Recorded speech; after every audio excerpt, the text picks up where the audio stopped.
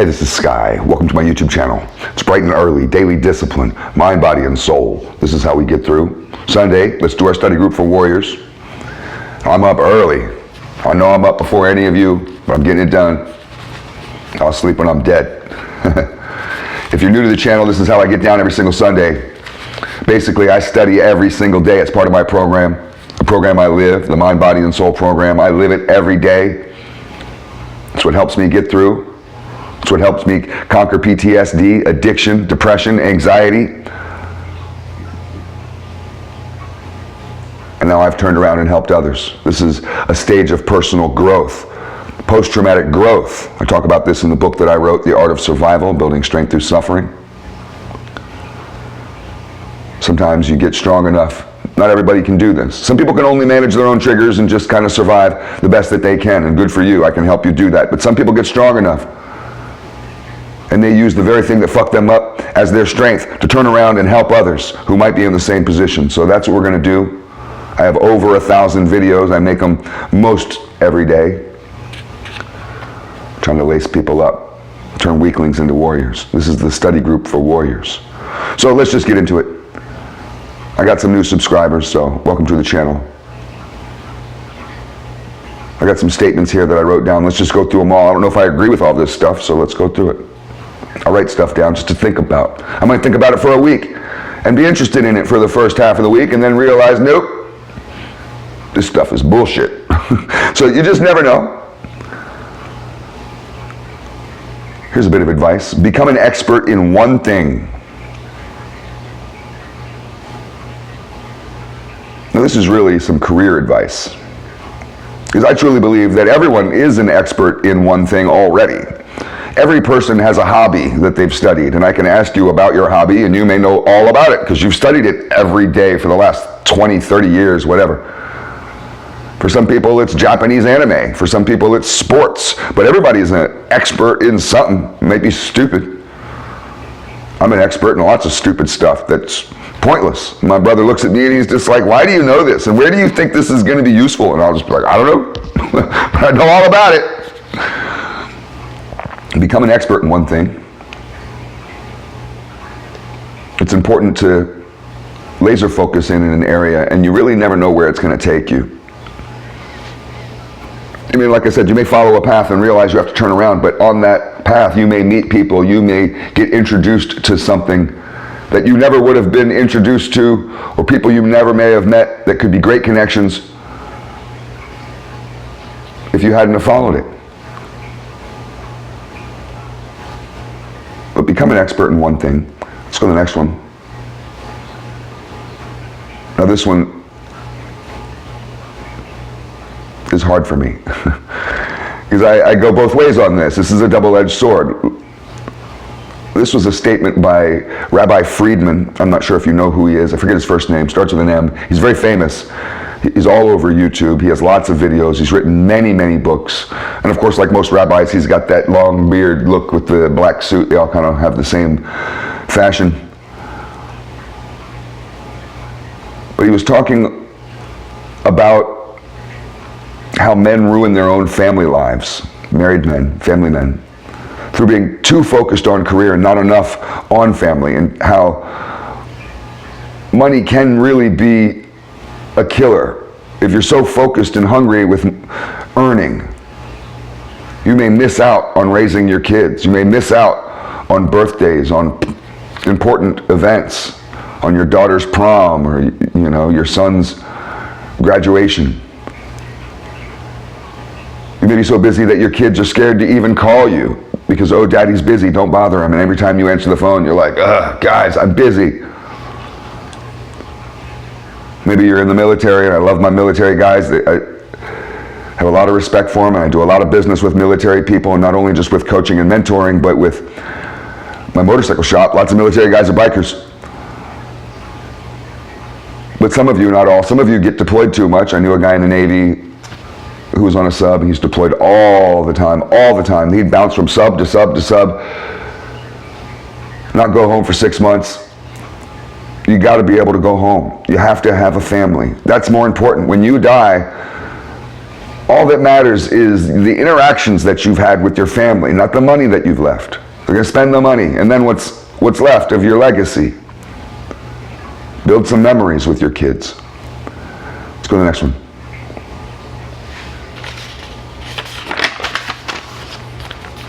A little bit of advice from Andrew Huberman. Get sunlight for 10 minutes every day.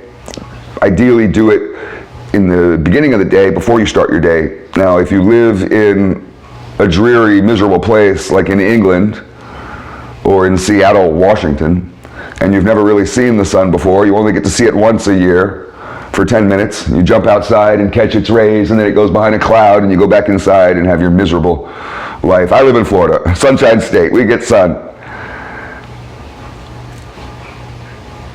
But it's a good way to start the day. Make you feel healthier, make you feel good. It's good for your mentality, it's good for your body. Here's a bit of advice. Always do what you say you're going to do. And always be honest about your abilities. Never lie about your failure or your lack of knowledge.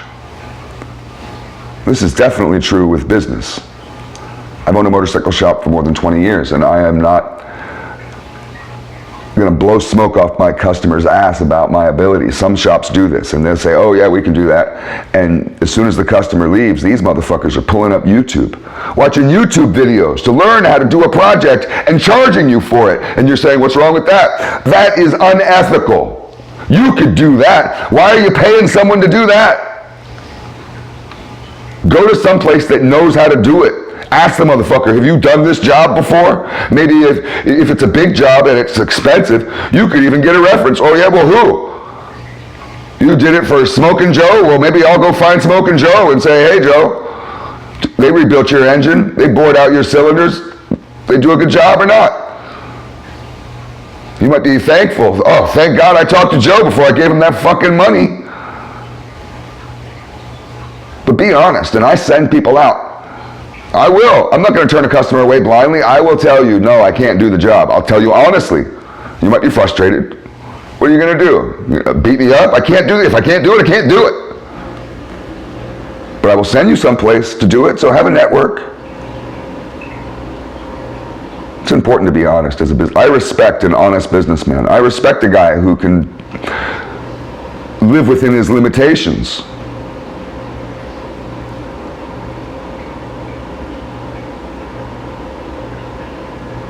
How do you heal a wounded soul?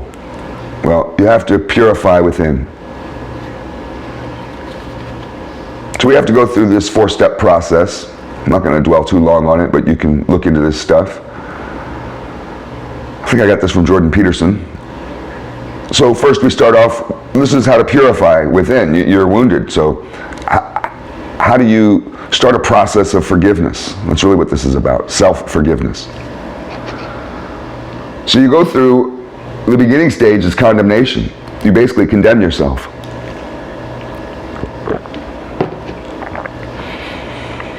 The second stage is you have to confess. You confess your sin. You have to come to a realization that yes, I sinned. Yes, I fucked up. Yes, I had a responsibility in, or some sort of action, some sort of active role in my own outcome, in my own suffering.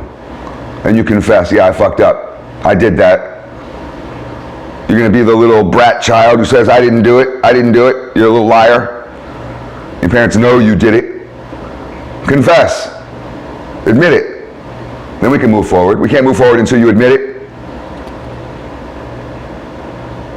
And then you have to renounce the evil. Renounce your evil. Renounce what you did. Learn your lesson. But it doesn't end there. You learn your lesson, great. You can say, well, I learned my lesson. We're talking about purifying from within, healing ourselves through self-forgiveness, getting over the past, moving forward. So pray. After you've renounced the evil, you begin a relationship, a union with God. That's daily. You can have any kind of image of God that you want. I'm not going to put one in your head. Let's move to the next one. Stop anger in its tracks or it spreads throughout your brain. like wildfire, and it will go into other thoughts. This happens to me. I got angry about something a couple days ago, and every other thought I had became rather aggressive. I found myself navigating in a certain way. In fact, I had to kind of stop myself and go and do a little meditation, relax, physically change my brain chemistry, and get out of that kind of aggressive fight mode, that fuck the world mode, that defensive mode. That's a wounded bird victimization mode, and you may feel big and bad and tough. You're a wounded bird reacting. Stop reacting like that. Let's go to the next one. Take pride in your work and enjoy helping people. Make life a lot easier. You'll wake up every day a little happier. If you have a job that you can't take pride in, go get one. Create one. We need more entrepreneurs, risk takers. I'll do a video all about that. Here's the next one. You gotta tell yourself this. Stop looking for a justification for being useless and horrible. I think we've all done that. It's a lot easier to be useless and horrible. Oh, it really is. You could do basically nothing and be useless and horrible. To be useful and great takes a lot of damn effort. But the first thing you want to do in this path towards personal growth is to stop looking for those excuses that set you back. Get your shit done. Move forward. Let's go to the next one. Here's a question that's kind of hard to ponder for many. Douglas Murray, I'm not sure if you're familiar with him. I love Douglas Murray. I think he's one of the smartest guys in the world, and I'm not kidding. I really think he's an amazingly intelligent man. When he listens, I shut the fuck up and when he talks, I shut the fuck up and listen. I really do. I'll listen to what he says 3 and 4 times. So here's a question. What's the difference between Western cosmopolitanism and multiculturalism? And this was a conversation about multiculturalism. Western cosmopolitanism is a form of assimilation. When an immigrant comes to America, we would like them to learn English. It makes your life a little easier. Our entire society is run off of one language, that's English. But many don't. Oh, you have people in Orlando that have lived there for 30, 40, 50 years. They still don't know one word of English. I don't know how that's possible. So Western cosmopolitanism is leaving the old world behind, leaving the old country wherever you came from, and when you come to the new country, you embrace that culture. You become an American. Whereas multiculturalism is tribalization. Multiculturalism are these little pockets of ethnic tribalism. When you go to Los Angeles, you see this. You have Armenian neighborhoods, Eritrean neighborhoods, Somalian neighborhoods, and you're going through there and it's little Somalia. And nobody's trying to learn English. They want the street signs in Somalian, and they'll legislate and vote for it and try to get everything changed. And you go through Koreatown, Japantown, Chinatown. Everybody's trying to have this little tribal kingdom. And in Los Angeles, they do. And some people love that. But does tribalization really work in democracy, in Western civilization?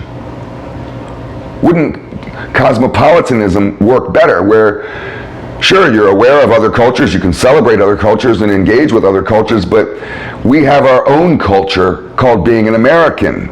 Just like you have a culture in Holland called being Dutch, or in China, you know, everybody has their own culture, but America is not allowed to have a culture, right? Much of Western civilization these days aren't allowed to have a culture, right? They're going through this in Canada, England, Australia. You're not allowed to have a culture. And in result, we have these pockets of tribalization we call multiculturalism. And the thing that a lot of intellectuals are pondering is possibly that multiculturalism doesn't work, that it's a failed experiment, that what does work is Western cosmopolitanism. I have 6 more pages, guys. We ran out of time. Have a good day.